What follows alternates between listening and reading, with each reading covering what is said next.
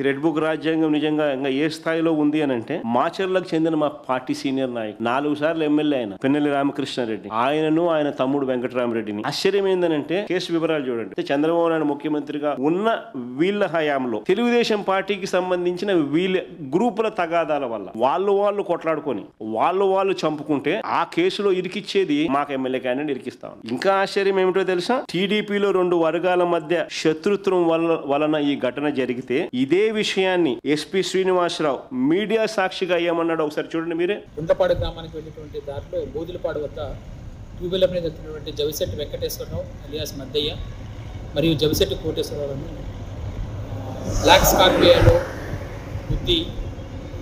గుద్దడం జరిగింది. ఇందులో చనిపోయిన వారికి కోట చంద్రయ్య గారి కుటుంబానికి ఎటువంటి బంధుత్వం లేదు మరియు ఇద్దరు కూడా టీడీపీ పార్టీకి చెందిన వారే. దీని గల కారణాలను మరియు నిందితులను పట్టుకోవడానికి మీటింగ్ ఏర్పాటు చేయడం జరిగింది. అందరం కూడా దీని విషయంలో ప్రయత్నాలు చేస్తున్నాం.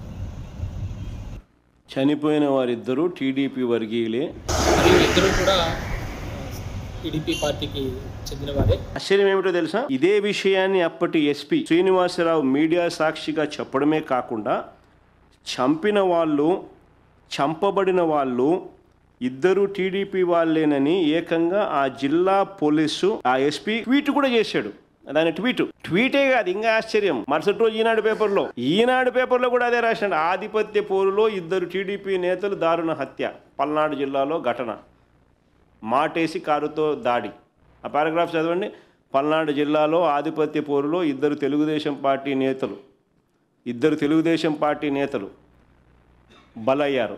అదే పార్టీకి చెందిన మరో ఇద్దరు వారిని దారుణంగా హత్య చేశారు.